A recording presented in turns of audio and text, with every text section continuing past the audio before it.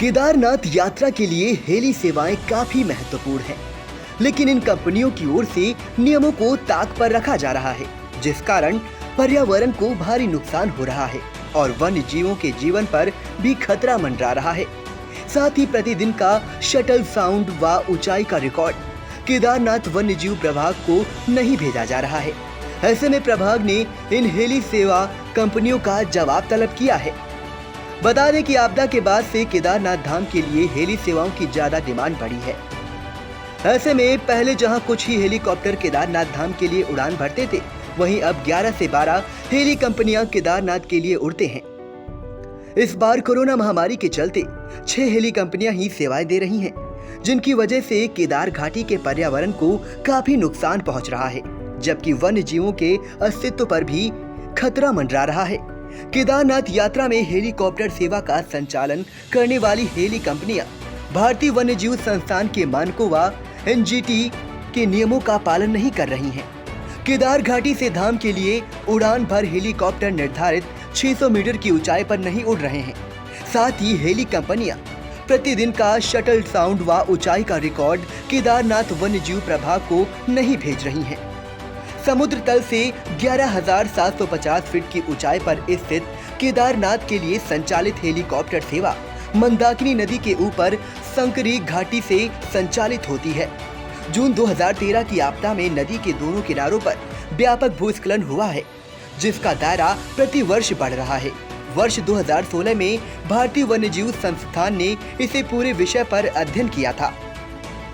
इसके बाद यात्रा में हेलीकॉप्टर के लिए नदी तल से 600 मीटर की ऊंचाई पर उड़ान व 50 डेसिबल ध्वनि का मानक रखा गया, लेकिन मानक का हेली कंपनियां पालन नहीं कर रही हैं। इस वर्ष 6 कंपनियों के हेलीकॉप्टर गुप्तकाशी, शेरसी व बडासू हेलीपैड से केदारनाथ के उड़ान भर रहे हैं, लेकिन ये हेलीकॉप्टर नदी तल से 150 से 250 मीटर की ऊंचाई पर ही उड़ रहे हैं।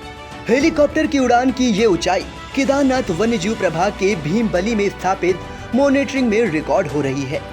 वहीं रुद्रप्रयाग वर्ष 2013-14 में केदारनाथ वन्यजीव प्रभाग ने यात्रा काल में केदार घाटी के गुप्तकाशी, फाटा, बडासू, शेरशी, सोनप्रयाग, गौरीकुंड से लेकर केदारनाथ हेलीपैड तक हेलीकॉप्टर की ध्वनि व ऊंचाई का अध्ययन किया था।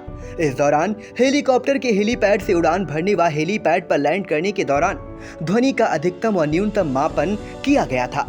रिपोर्ट के अनुसार केदारनाथ हेलीपैड पर हेलीकॉप्टर की न्यूनतम ध्वनि 92 डेसिबल व अधिकतम 108 डेसिबल मापी गई थी। रिपोर्ट में कहा गया था कि हेलीकॉप्टर सेंचुरी एरिया में उड़ान भरते हुए नियमों का खुलेआम उल्लंघन कर रहे हैं, लेकिन 7 वर्ष बीत जाने के बाद भी इस दिशा में कोई कार्रवाई नहीं हो पाई है। मामले में केदारनाथ वन्य जीव प्रभाग के प्रभागी वनाधिकारी डीएफओ अमित कंवर ने बताया, केदारनाथ यात्रा में हेली कंपनियों के हेलीकॉप्टर भारतीय वन्य जीव संस्थान व एनजीटी के नियमों का पालन नहीं किया जा रहा है। हेलीकॉप्टर निर्धारित ऊंचाई से कम पर उड़ रहे हैं, जो स्थानीय पर्यावरण व वन्य जीवों के लिए सही नहीं है। इस संबंध में एनजीटी व भारतीय वन्य जीव संस्थान को रिपोर्ट भेजी जा रही है।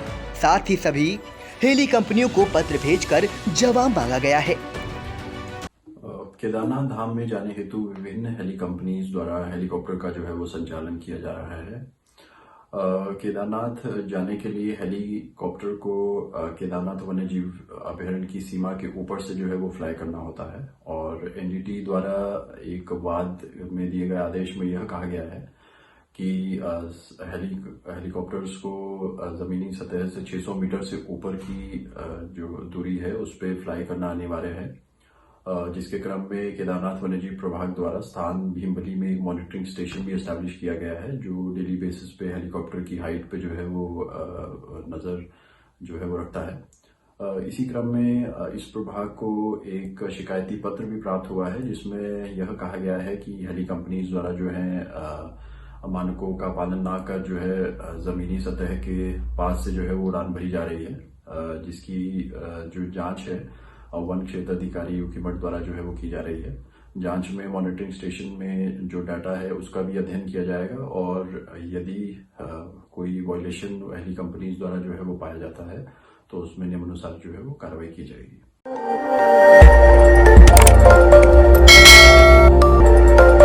खबर आपकी, नजर हमारी। देखते रहिए आई इंडिया।